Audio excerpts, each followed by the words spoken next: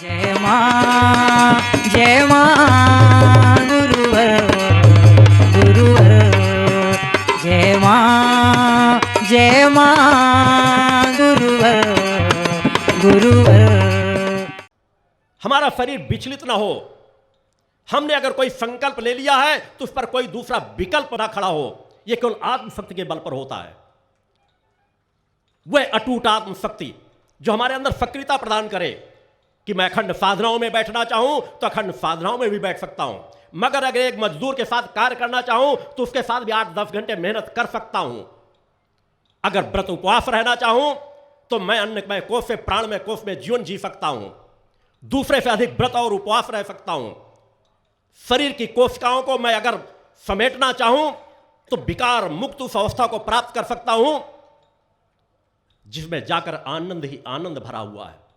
और जब समाज के बीच कार्य करने में आकर खड़ा हो जाऊं तो मेरे अंदर वह चेतना हो, वह चैतन्यता हो, वह दिव्यता हो, वह कार्य क्षमता हो कि मेरी चेतना तरंगों के सामने अनित अन्याय अधर्म टिक भी ना सके।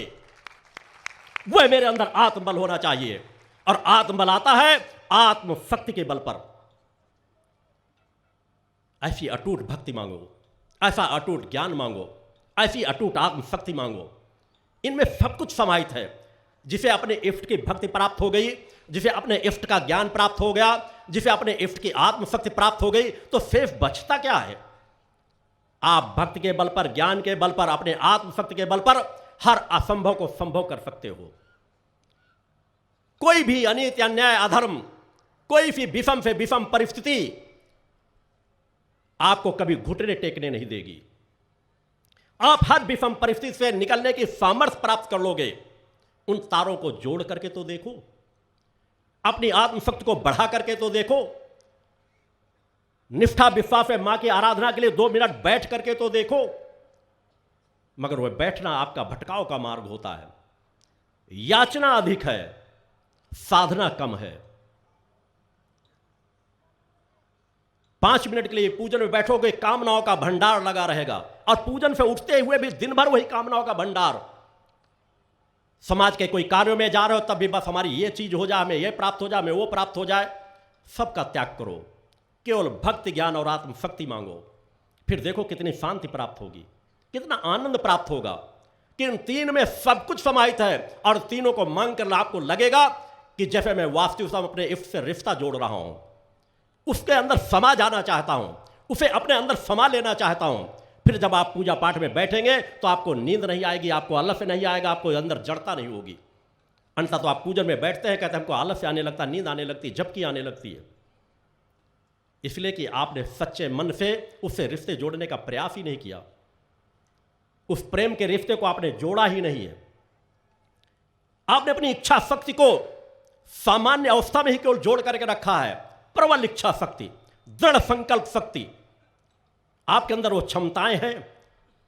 एक समान भटके हुए व्यक्तियों में वो क्षमताएं हैं। एक चोर को देखो, अगर उसे चोरी करना होगा किसी घर में, वह आपके से ज्यादा आर्थिक रूप से कमजोर होगा, सामाजिक रूप से कमजोर होगा। मगर किसी घर में यदि उसे सेंध लगाना होगा, पूरी रात जगता रहेगा, उसे एक भी झपकी नहीं आएगी, उसे नींद नहीं आएगी, सजग होगा और अपना काम कर निकलता है। मगर आपको पूजा पाठ करने में, अपने इष्ट से साधना आराधना में, भक्ति करने में नींद आती है, आलस्य आती है।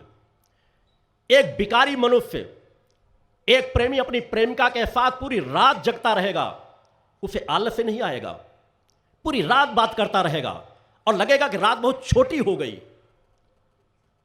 आप उस परम सत्ता से जो आपकी जननी है, प्रेम का जो सच्चा रिश्ता है, क्या वह आपका रिश्ता इतना कमजोर है कि आपके उस रिश्ते में जब आप बैठते हो तो आपको आलस्य आने लगता है?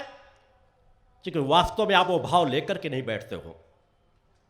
प्रेम का सच्चा रिश्ता तो प्रेम का एक ही रिश्ता अपने इष्ट से। उस रिश्ते से अगर हम प्रेम का सच्चा संबंध जोड़ लें तो हमें वहां आनंद ही आनंद मिलने लगेगा, तृप्ति मिलने लगेगी। लगेगा और कितना प्राप्त कर लूं, यह सौभाग्य मुझे मिल रहा है, पता नहीं कितने क्षण बाद यह छूट जाए, आगे मिले ना मिले।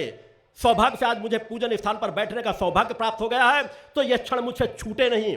अगर मुझे 10 मिनट, 5 मिनट, 15 मिनट मिल गए हैं तो 15 मिनट बिल्कुल भूख को पैदा कर लो, अबोध बन जाओ, शिशु बन जाओ।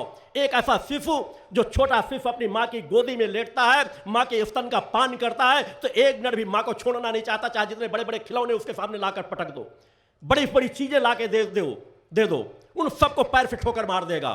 उसे तो माँ का स्तन का पान करना है, दुग्ध का पान करना है। अगर वही भाव अपने इष्ट से ले लो, अपने भगवान से ले लो कि हमें उससे, उनसे जो हमें पान करना, उसके बल पर ही हम जीवन जी रहे हैं, उनके बल पर ही हम बोल रहे हैं, उनके बल पर हम चल रहे हैं, उनके बल पर हम खा रहे हैं। उस रिफ्ट से हमें संबंध जोड़ने के सौभाग्य साधना, आराधना, पूजन स्थानों में, देवी देवताओं के मंदिरों, मस्जिद, गुरुद्वारों में प्राप्त होता है। तो हमारे अंदर एक तड़प, हमारे अंदर एक व्याकुलता, जिससे कहीं ना कहीं समाज दूर होता जा रहा है। 5 मिनट के लिए बैठो तो इष्ट के सबसे पहले धन्यवाद दो अपने, कि उनके सौभाग्य से मुझे ये क्षण प्राप्त हो गए हैं। और जो क्षण मुझे प्राप्त हो गए इस अनित्य अन्याय धर्म कलिकाल के भयावह वातावरण में, जहां समाज अनित्य अन्याय धर्म करने में लिप्त है, मुझे वे सौभाग्य के क्षण प्राप्त हो गए हैं, इनका मैं उपयोग कर डालूं। जब माँ ने ही वो क्षण दिए हैं तो माँ मुझ पर कृपा लुटाना चाहती है, उस कृपा को लूटने के लिए मैं आलस्य में आ जाऊं। अपने अंदर व्याकुलता पैदा करो, अपने तारों को खोलो कि मां मुझसे दूर नहीं है, मां कण कण में व्याप्त है, जो मेरे अंदर है वही बाहर है। मैं बाहर देखना चाहूंगा तो मेरे नेत्रों में उतनी क्षमताएं नहीं है कि मैं बहुत दूर तक देख सकूं, मगर उस विराट सत्ता से मैं संबंध स्थापित करना चाहता हूं तो मेरे अंदर के नेत्रों से मुझे अंदर अपने झांकना ही पड़ेगा, अपने बाहर के तारों को समेटना ही पड़ेगा। एक बार विचार करके शांत चित्त बैठना ही पड़ेगा कि मैं अंतःकरण में प्रवेश करूं, अपनी कुंडलनी शक्ति को चैतन्य बनाने के लिए ध्यान में बैठूं, मन को एकाग्र करूं, सभी कामनाओं, विषय विकारों से अपने आप को अलग करने का रोज अभ्यास करूं। बूंद बूंद से जिस तरह घट भर जाता है, उसी तरह अगर उस अभ्यास की दिशा में आप अपने आप को बढ़ाने लगोगे तो आपका घट निश्चित रूप से भर जाएगा। आपके अंदर भी वही चैतन्यता होगी, आपके अंदर भी वही दिव्यता होगी। मेरा शरीर भी किसी धनवानों के परिवार में जन्म नहीं लिया, मैं एक किसान, एक गांव में एक किसान परिवार में मेरा भी जन्म हुआ है। सामान्य सा जीवन जीता हूं, आप लोगों से भी कम आहार करता हूं, मगर कार्य करने में, अगर एक मेरे साथ रहने आश्रम में अगर मैं कहीं पर 7-7, 8-8 घंटे के लिए अगर खड़ा हो जाता हूं तो उसी भावना से खड़ा रहता हूं, और अपना अखंड आसन में यदि बैठ जाता हूं तो जब तक चाहता हूं उसमें बैठा रहता हूं। मुझे ना तो एक बूंद जल ग्रहण करने की जरूरत पड़ती है, ना भोजन ग्रहण करने की जरूरत पड़ती है। सब कुछ परम सत्ता ने आपके शरीर में दे रखा है, केवल मन की शांति, मन को समझने का प्रयास। मन एक सशक्त माध्यम है आपके पास, जिन माध्यम को समाज ठुकराता है कि मन बड़ा चंचल है, मन बड़ा बेकार है, मन के चक्कर में जो पड़ गया, फंस गया, भटक गया। मैं कह रहा हूं मन आपके पास एक सशक्त औजार है, मन को समझ लो और मन की लगाम लेकर के उसे सिर्फ अंदर की ओर मोड़ दो। मन ही एक माध्यम है, मन के बिना आप कुछ नहीं कर पाओगे। मन की दिशा मोड़ने से ही, जिस दिन आपने अपने विचारों को लेते हुए, क्योंकि विचार ही मनुष्य को महान बनाते हैं और विचार ही मनुष्य को पतन के मार्ग पर ले जाते हैं। जब ये भक्ति ज्ञान और आत्मशक्ति कामना की भावना लेकर आप विचारों की दिशा देंगे, अपने इष्ट से सच्चा प्रेम करेंगे, तो आपका मन धीरे धीरे उधर घूमने लगेगा। आपको सत्य का एहसास होने लगेगा कि असली आनंद कहां से प्राप्त होना है। आपकी सोच उधर जाने लगेगी, आपका मन वहां से असली आनंद लाके आपको देने लगेगा। आपको वह तृप्ति मिलने लगेगी, आपको एहसास होगा कि बाहर कुछ भी नहीं है। अगर मेरी समस्या है मुझे समाज के बीच का जीवन जीना, मैं ये नहीं कहता कि सामाजिक जीवन से पलायन कर जाओ, सामाजिक जीवन से भग जाओ। किसी के अंदर बहुत बड़ा वैराग्य पैदा हो जाए, अच्छी बात है, मगर समाज में गृहस्थ का जीवन सर्वश्रेष्ठ कहा गया है। गृहस्थ के जीवन में रहकर जो तुम कर सकते हो, वह वास्तव में वर्तमान समय में समाज से पलायन करके नहीं कर सकते, क्योंकि उतनी समस्याएं आपकी और दूसरी खड़ी होती हैं। आप एक सच्चे गृहस्थी बनकर के भी वह कार्य कर सकते हो जो साधु संत सन्यासी नहीं कर पाते। सिर्फ अपने शरीर को व्यापक बनाओ, अपने विचारों को व्यापक बनाओ, संकुचित भावना से ऊपर उठ जाओ। भौतिक जगत में तो आप सब कुछ करते रहते हो, कम से कम धर्म से जब रिश्ता जोड़ो तो उससे भी रिश्ता एक सौदागर बन करके मत जोड़ो। उससे भी वही प्राप्त करना चाहते हो, नश्वर जगत, जड़ पदार्थ, जो आपको केवल दुख के जंजाल में फंसाते चले जाते हैं। सब कुछ अपनी साधनाओं की तपस्या का सब कुछ सार बदले में भौतिक जगत प्राप्त कर लेना चाहते हो, और भौतिक जगत आपने प्राप्त कर लिया तो जब इस शरीर से जाओगे तो तुम्हारा शरीर रिक्त होगा, तुम्हारे हाथ कुछ नहीं लगेगा। इस जीवन की पूरी कमाई आपकी यहीं कहीं पड़ी रह जाएगी। अगला जीवन आपके साथ आपके संस्कार भी नहीं होंगे, क्योंकि आपने हर स्तुति, हर वंदना, हर पूजा, हर प्रार्थना, हर सेवा का फल भौतिक जगत में आपने बदल डाला है। और यदि आप आध्यात्मिक जीवन जीते हैं, परोपकारी जीवन जीते हैं, भक्ति ज्ञान और आत्मशक्ति की कामना से आपने सच्चा रिश्ता जोड़ा है, तो आपके पास आज भी सुख है, कल भी सुख होगा। वह सामर्थ्य आपकी पूंजी के रूप में आपको प्राप्त होगी, जिसे कोई नहीं छीन सकता। तो सच्चे मन से मां की भक्ति करना सीखो। वेद शास्त्र पुराण उपनिषद यही चीख चीख करके तो कहते हैं कि हम सच्चे भक्त बन जाएं, सच्चे ज्ञानी बन जाएं। ज्ञानी का तात्पर्य वेद पुराणों को रट लेना नहीं। आज तो समाज में न मालूम कितने लोग हैं जो वेद पुराणों शास्त्रों उपनिषदों को रट्टू तोता के समान रटे हुए होंगे, मगर फिर भी अधर्मी होंगे, अन्यायी होंगे, पाप मार्ग में कार्य कर रहे होंगे। वो दूसरों को हो सकता है उपदेश देते हों, मगर वो अपने स्वयं के जीवन में अमल नहीं करते। बड़े बड़े व्याख्यान दे देंगे, बड़े बड़े उपदेश दे देंगे कि इस वेद में यहां लिखा है, रामायण में यहां लिखा है, गीता में यह लिखा है, इस शास्त्र में यह लिखा हुआ है। जिंदगी भर पढ़ते पढ़ते लगा देते हैं, कंठस्थ हैं उन्हें कौन सी दोहा कहां पे लिखी हुई, किस जगह लिखी हुई है, मगर जीवन में कोई परिवर्तन नहीं। एक रट लेने मात्र उनके जीवन में कोई कल्याण होने वाला नहीं। अगर उन्होंने अपने जीवन में अमल नहीं किया, जिसने अमल कर लिया वह भवबंधन से पार हो गया। और जिन्हें रट्टू तोता के समान जिसने रट लिया, तो उसमें कोई विशेष फर्क नहीं होता। आप में और उसमें एक सामान्य जीवन जीने वाले, बस उसने वेदों पुराणों को रट डाला है, याद कर डाला है। याद करने से चाहे वो पुस्तकों को समेट के अपने घर में रख लो, पढ़ करके बोल करके बता दो किसी को, चाहे कंठस्थ करके बता दो, अगर उसमें आपने अमल नहीं अपने जीवनों में किया तो उसका कोई भी प्रभाव आपके व्यक्तिगत जीवन में नहीं आएगा। इसलिए मेरे द्वारा बार बार कहा जाता है कि अगर वास्तव में उस सत्य पथ पर चलना है तो असली वेद आपके शरीर के अंदर समाहित है। असली वेदों का ज्ञान मां के चरणों में समाहित है, आपके इष्टों के चरणों में समाहित है। निष्ठा विश्वास से उनकी भक्ति करके देखो, समर्पण की भावना लेकर के देखो, आपको ज्यादा तृप्ति मिलेगी, शांति और संतोष मिलेगा। ज्ञानी हमेशा भटकता है, मगर भक्त कभी नहीं भटकता, क्योंकि भक्त वही बन पाता है जो अपना सर्वस्व अपने इष्ट को समर्पित करके रखता है, जो अपनी शक्ति का कभी एहसास, गर्व, घमंड कभी करता ही नहीं, क्योंकि जानता है जो कुछ मैं बोल रहा हूं, जो कुछ मैं कर रहा हूं, सब उस अपने इष्ट की कृपा से कर रहा हूं, क्योंकि यही सत्य भी है। और उसी सत्य को स्वीकार करने वाला ही सच्चा भक्त बन सकता है, और सच्चा भक्त कभी भटकता नहीं। अन्यथा समाज में भटकाव ही भटकाव है। मैं उसी समाज को दिशा देने आया हूं कि समाज को सत्य पथ की ओर बढ़ा सकूं, उसे अनीति अन्याय अधर्म से अलग कर सकूं, उसे नशे मांस से मुक्त चरित्रवान चेतनावान जीवन दे सकूं।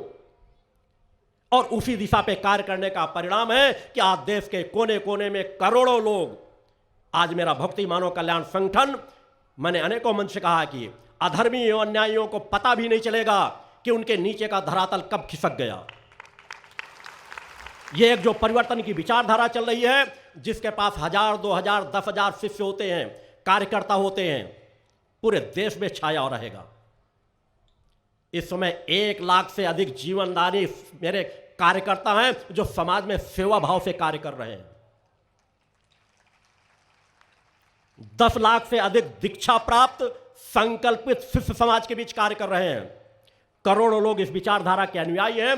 देश के अधिकांश प्रदेशों, जिलों में भक्ति मानव कल्याण संगठन कार्य कर रहा है। फिर भी मैं वर्ष में मात्र 2 दिन का दो सिरों का समय देता हूं, क्योंकि परिवर्तन केवल समाज के बीच जा करके दौड़ दौड़ करके इसे नहीं आता। परिवर्तन आता हमारी चेतना तरंगों के परिणाम स्वरूप, हमारी निष्ठा विश्वास के परिणाम स्वरूप, हमारी सत्य वाणी के परिणाम स्वरूप, हमारे स्वयं में कि कर्ता क्रिया कर्म एक समान है या नहीं। जो आप उपदेश देते हो उसका स्वयं में पालन करते हो या नहीं। मैं भी गृहस्थ का जीवन जीता हूं। मेरी पत्नी सामने बैठी हुई है, मेरी 3 बच्चियां सामने बैठी हुई हैं, मगर आज वर्तमान में पूर्ण ब्रह्मचर्य व्रत का पालन करता हूं। सपत्नीक ब्रह्मचर्य व्रत का पालन करता हूं। मुझे इसकी आवश्यकता नहीं। मैं चाहूं तो अगर 1000 शादियां और भी कर लूं तो मेरा जीवन निष्काम उसी प्रकार से रहा आएगा। मगर मैंने गृहस्थ जीवन में भी प्रवेश किया और बच्चियों के पुत्रियों के जन्म ले लेने के बाद लोग पुत्रों की कामना करते हैं, मेरे घर में पुत्र हो जाए, पुत्र हो जाए। मैंने मां के चरणों में प्रार्थना की थी, अगर गृहस्थ से मार्ग ही मेरा समाज सेवा का मार्ग जुड़ा है, समाज में परिवर्तन का मार्ग जुड़ा है, तो मैं अपने परिवार में फिर बच्चियों का जन्म चाहता हूं। और बच्चियों के जन्म के बाद से मुझे विचार करने की आवश्यकता नहीं पड़ी। जिस दिन से संकल्प ले लिया सपत्नीक पूर्ण ब्रह्मचर्य व्रत का पालन करूंगा, उस दिन से आज तक विचारों में एक बार अंश मात्र भी कोई विचार नहीं आए। बड़े बड़े उन ब्रह्मचारियों को चुनौती देता हूं कि आओ, आज विज्ञान ने इतनी सामर्थ्य हासिल कर ली है, उनके पास वो यंत्र है जो तुम अपने आप को ब्रह्मचारी कहते हो, पूरे जीवन पर्यंत कहते हो हमने शादी नहीं की, हम बाल ब्रह्मचारी हैं। तुम अपना ब्रह्मचर्य लेकर के आ जाओ और एक गृहस्थ अपना ब्रह्मचर्य लेकर के खड़ा होता है। तुम्हारी वाणी मशीन गलत बताती है या मेरी वाणी गलत बताती है, समाज देखे तो। मैं अपने जीवन की हर यात्रा प्रमाणों के साथ चलता हूं। यह जिस तरह सच चेतना जन जागरण शिविर समाज के बीच किए जा रहे हैं, उसी तरह मेरे द्वारा 108 महाशक्ति यज्ञ समाज कल्याण के लिए संकल्पित किए गए हैं, जिनमें से 8 यज्ञ समाज के बीच अलग अलग स्थानों में किए गए थे, अलग अलग मौसमों में किए गए थे। शेष 100 यज्ञ उसी पंचशक्ति सिद्धाश्रम में किए जाएंगे। जब मैंने अपना पहला यज्ञ प्रारंभ किया था तो मैंने कहा जादूगरी के चमत्कार के क्रम तो कोई भी दिखा सकता है, एक जादूगर भी दिखा सकता है। हो सकता है एक जादूगर अगर भगवे वस्त्र पहन कर समाज के बीच आ जाए तो अनेकों हजारों साधु संतों से ज्यादा वो श्रेष्ठ दिखाई देने लगेगा। मैंने कहा मैं एक प्रकट से जुड़ा हुआ प्रमाण देता हूं। 8 यज्ञ समाज के बीच अलग अलग स्थानों में करूंगा, अलग अलग मौसमों में करूंगा। और अगर मेरे किसी भी यज्ञ में बरसात ना हो तो मान लेना मेरे पास कोई मां की पात्रता नहीं है और मैं पुनः समाज का त्याग करके एकांत स्थान में चला जाऊंगा। मेरे 8 यज्ञ समाज के बीच अलग अलग स्थानों में हुए। उन यज्ञों में सम्मिलित होने वाले लोग यहां भी मौजूद हैं। कमलेश गुप्ता वगैरह है, जो अनेकों कार्यकर्ता हैं, जो सेवा कार्यों में लगे हुए अनेकों कार्यकर्ता हैं, उनमें से अनेकों सदस्य हैं। 8 यज्ञ अलग अलग स्थानों में अलग अलग मौसमों में किए गए। मेरे हर यज्ञ में बरसात हुई है। 8 यज्ञों के बीच समाज का कोई भी अलग अलग प्रकार के कार्य, अनेकों जगह कुछ साधु संत सन्यासी, मैंने कहा 8 यज्ञों तक मैंने छूट दे रखी थी। अलग अलग मैंने हिमालय पर्वतों की बात नहीं कर रहा, विदेशों की बात नहीं कर रहा, भारत भूमि की बात कर रहा हूं जहां पर मेरा स्वयं का जन्म हुआ है। अलग अलग स्थानों पे हर यज्ञों में असाध फसाद रोगियों को यज्ञ स्थल बैठा के, जिन्हें डॉक्टरों ने कह दिया था ये बचेंगे नहीं, मैंने कोई दवा नहीं दी। यज्ञों की पात्रता क्या होती है? आज तो लोग लाख लाख कुंडी यज्ञ कर रहे हैं, हजार हजार कुंडी यज्ञ किए जा रहे हैं, मगर सबके पीछे धन अर्जन है। किराए के पंडित बुला लिए जाते हैं, यज्ञों में आहुतियां डाली जा रही हैं, हजारों हजारों कुंडल अन्न जला दिया जाता है, किसी में आग जल रही, किसी में नहीं जल रही, ये ले आओ सामग्री, वो ले आओ, बात कर रहे हैं। जब तक कर्ता क्रिया कर्म एक समान नहीं होगा तो यज्ञ कभी पूर्ण नहीं होते। मेरे द्वारा एक यज्ञ में केवल 32 किलो सामग्री उपयोग की जाती है। एक यज्ञ 11 दिन चलता है। मेरे द्वारा स्वयं अकेले यज्ञ किया जाता है। एक आसन पर बैठ करके 8 घंटे लगातार आहुतियां चलती हैं। 11 दिन का क्रम चलता है। मैं एक बूंद न जल लेता हूं। एक बार अगर आसन में बैठ गया तो ना कोई सामग्री किसी से मांगता हूं, ना किसी तरह मेरी निगाहें होती, मेरी यज्ञ स्थल होती, मेरी इष्ट होती है। एक भाव से मेरी आहुतियां पड़ती हैं। मैंने जब पहले यज्ञ प्रारंभ किया था, मैंने कई प्रकार के समाज को आंकलन करने के मौके दिए थे। एक स्थान पर रह करके दूर कहीं की भी स्थान की जानकारी देने की बात रही हो कि लोग ये कहते हैं अगर ज्ञानी है तपस्वी तो हमारा तो त्रिकालज्ञ ऋषि रहा करते थे। उस तरह की घटनाएं, असाध्य से असाध्य रोगियों को ठीक करने की घटनाएं, प्रकट सत्ता की पानी बरसाने की कृपाएं, इस तरह की दर्जनों प्रकार की चीजें मैंने पहले कह रखा था, वो समाज के बीच 8 यज्ञों में पूर्ण की गई हैं, जिसे समाज सभी जानता है, हिंदुस्तान में घटित हुई हैं। मैं सामान्य सा जीवन जीता हूं। एक किसान मैं इसलिए नहीं बता रहा हूं कि मेरे अंदर ये पात्रता है, मगर मैं आया इसीलिए हूं कि आज वर्तमान में अनित्य अन्याय धर्म का मूल कारण है कि हमारे शंकराचार्य भटक गए, हमारे धर्म प्रमुख भटक गए। एक 32 साल की अवस्था के शंकराचार्य ने 4-4 मठों की स्थापना कर दी। आज हमारे 4-4 शंकराचार्य हैं। 65 शंकराचार्यों की अलग लिस्ट है। और फिर भी समाज में भ्रष्टाचार, अनित्य, अन्याय, अधर्म पनपता चला जा रहा है। उसके मूल में है तपस्यात्मक जीवन न होना, समाज की अवस्था का साधकों का प्राप्त न करना, गद्दी दर गद्दी नफीन होकर केवल गद्दी व्यवस्थाओं को देखना। यदि वे गद्दी दर गद्दी नफीन होने वाले तपस्यात्मक जीवन जी रहे होते तो आज उनके अंदर एक तपस्यात्मक बल होता। वह आत्मबल के साथ अपने यदि इष्ट की बात कोई कहते तो समाज उसे विश्वास करता, मगर उनके अंदर स्वतः हुआ आत्मबल नहीं है। उनके अंदर अपने इष्ट के प्रति विश्वास नहीं है कि इष्ट सत्य है या नहीं, चूंकि उन्होंने देखा नहीं, देखने का प्रयास नहीं किया। वो भटकाव के मार्ग में है। यदि भटकाव के मार्ग में ना होते तो हर संस्थाओं से लाखों लाख लोग जुड़े हुए हैं, उनके जीवन में परिवर्तन आता। आज तो कुछ ऐसी संस्थाएं हैं जो खुद शराब परोसती हैं, मांस परोसती हैं। मुझसे जुड़ा हुआ भक्ति मानव कल्याण संगठन का हर कार्यकर्ता, 1000 में 999 कार्यकर्ता नशे मांस से मुक्त चरित्रवान होंगे। मैं 1000 में एक आध की बात नहीं कहता, क्योंकि हाँ तो वो भी समाज के बीच के, मगर 1000 में 999 लोगों की गारंटी लेता हूं कि मेरा कार्यकर्ता पहले शराबी रहा हो, पहले जुआरी रहा हो, पहले अपराधी रहा हो, मगर जिस दिन से मुझसे दीक्षा प्राप्त कर लिया उस दिन से वह नशे मांस से मुक्त चरित्रवान जीवन जीता है। क्योंकि समाज को चिंतन देने के पहले मैं स्वतः वैसा जीवन जीता हूं। समाज को अगर ब्रह्मचर्य व्रत की बात कहता हूं कि शादी के पहले ब्रह्मचर्य व्रत का पालन करो, शादी के बाद एक पति एक पत्नी धर्म के व्रत का पालन करो, तो मैं स्वयं उन्हें पूर्ण ब्रह्मचर्य का जीवन जीता हुआ वो चेतना तरंगे प्रदान करता हूं। समाज में वही परिवर्तन आता है। सत्य हमसे दूर नहीं है। हम तपस्यात्मक जीवन जी करके तो देखें। हमारे ऋषियों मुनियों के एक अलग आभा मंडल रहता था, चेतना तरंगे रहती थी। आज वो सब कहां लुप्त होती जा रही हैं। मेरे साथ मेरे नज़दीक रहने वाले दर्जनों मेरे पत्नी बच्चियां बैठी हैं, मेरे कुछ कार्यकर्ता बैठे जो मेरे नज़दीक रहते हैं, कई दिन में एक आध बार शरीर का स्पर्श करते हैं। जब मैं ध्यान की अवस्था में होता हूं, अगर मेरी इच्छा के विरुद्ध कोई मेरे शरीर का स्पर्श भी कर लेता है तो जिस तरह तीव्र बिजली का करंट लगता है वैसा करंट इनको दर्जनों बार दिन में कई बार लग जाता है। या देवी सर्वभूतेषु शक्ति रूपेण संस्थिता नमस्तस्यै नमस्तस्यै नमस्तस्यै नमो नमः। पंच ज्योति शक्ति तीर्थ सिद्धाश्रम, मां की कृपा और गुरुदेव की अमृतवाणी का पावन संगम।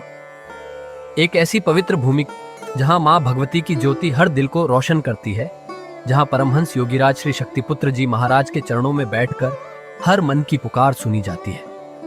पंच ज्योति शक्ति तीर्थ सिद्धाश्रम, जहां हर कदम पर साधना, हर सांस में भक्ति और हर पल में जन कल्याण की सुगंध बिखरती है।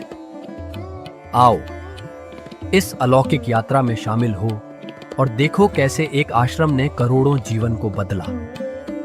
युगवंदनीय धर्म सम्राट, युग चेतना पुरुष सद्गुरुदेव परमहंस योगीराज श्री शक्तिपुत्र जी महाराज के पावन चरणों में कोटि कोटि नमन, वंदन और प्रणाम।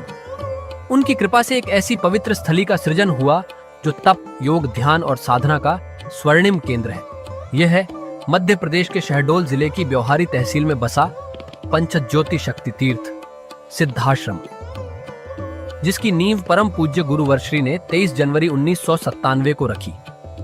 तब से यहाँ माँ भगवती की अखंड ज्योति जल रही है और 15 अप्रैल 1997 से श्री दुर्गा चालीसा का अखंड पाठ अनंत काल तक जन जन के कल्याण के लिए गूंज रहा है।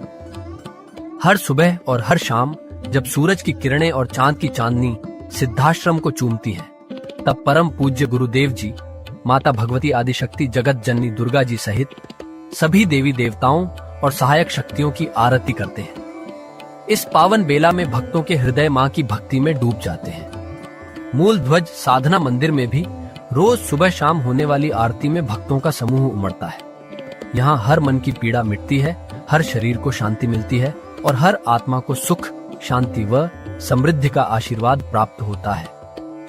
परम पूज्य गुरुदेव की कृपा ऐसी कि वे रोज सुबह और शाम भक्तों से निःशुल्क मिलते हैं। मां के भक्त और गुरुदेव के शिष्य अपने मन की बात उनके चरणों में रखते हैं और बदले में समाधान व आशीर्वाद पाते हैं। अब तक 1 करोड़ से ज्यादा भक्त गुरुदेव से मिलकर उनके मार्गदर्शन से जीवन की राह पा चुके हैं। गुरुदेव की वाणी ऐसी कि सुनते ही मन में संकल्प जागता है। उनके आशीर्वाद से करोड़ों लोग नशे और मांसाहार से मुक्त होकर चरित्रवान और चेतनावान जीवन जी रहे हैं। हर दिन सैकड़ों लोग नशा छोड़ने की प्रेरणा लेने सिद्धाश्रम धाम पहुंचते हैं। पूज्य गुरुदेव के 20 लाख से अधिक दीक्षा प्राप्त शिष्य आज के अधर्म और अन्याय के दौर में भी मां की ज्योति से अपने घरों को आलोकित करते हैं। वे साधनात्मक जीवन जीते हुए आत्म कल्याण और जन कल्याण के पथ पर चल रहे हैं। क्या यह चमत्कार नहीं? सिद्धाश्रम धाम में पिछले 28 वर्षों से मां अन्नपूर्णा भंडारा चल रहा है, जहां सुबह शाम हजारों भक्तों को स्वादिष्ट और पवित्र भोजन मिलता है। और सुनो, यहाँ ठहरने की व्यवस्था भी पूरी तरह निःशुल्क है। क्या ऐसी जगह कहीं और मिलेगी जहां हर सुविधा मां की कृपा से मुफ्त हो? सिद्धाश्रम धाम की पावन सरिता के तट पर बनी त्रिशक्ति गौशाला देखकर भक्तों का मन आनंद से भर जाता है। हर महीने शुक्ल पक्ष की अष्टमी को गो सेवा समर्पण दिवस मनाया जाता है, जब परम पूज्य गुरुदेव और पूजनीय शक्तिमयी माता जी अपने हाथों से गायों को रोटी खिलाते हैं। यह दृश्य देखकर हर भक्त का हृदय गदगद हो उठता है। गौशाला के पास ही स्वामी श्री राम प्रसाद आश्रम जी महाराज की समाधि मन को शांति देती है, और पास ही दानवीर गुफा स्थल हर किसी को असीम शांति का अनुभव कराता है। हर साल शारदीय नवरात्र में सिद्धाश्रम धाम में शक्ति चेतना जनजागरण शिविर का भव्य आयोजन होता है। लाखों भक्त यहाँ योग, ध्यान और साधना सीखते हैं, गुरुदेव के चेतनात्मक चिंतन को सुनते हैं और मां की अलौकिक आरती का आनंद लेते हैं। मां की कृपा और गुरुदेव का आशीर्वाद पाकर हर भक्त धन्य हो उठता है। 23 जनवरी सिद्धाश्रम स्थापना दिवस एक और पावन अवसर है। इस दिन अखिल भारतीय सिद्धाश्रम दौड़ प्रतियोगिता, योग भारती सामूहिक विवाह और शाम को सुर संध्या व कवि सम्मेलन का आयोजन होता है। क्या मजा है जब भक्ति और संस्कृति का ऐसा संगम देखने को मिलता है। सिद्धाश्रम धाम का जनसंपर्क कार्यालय हर जानकारी का खजाना है।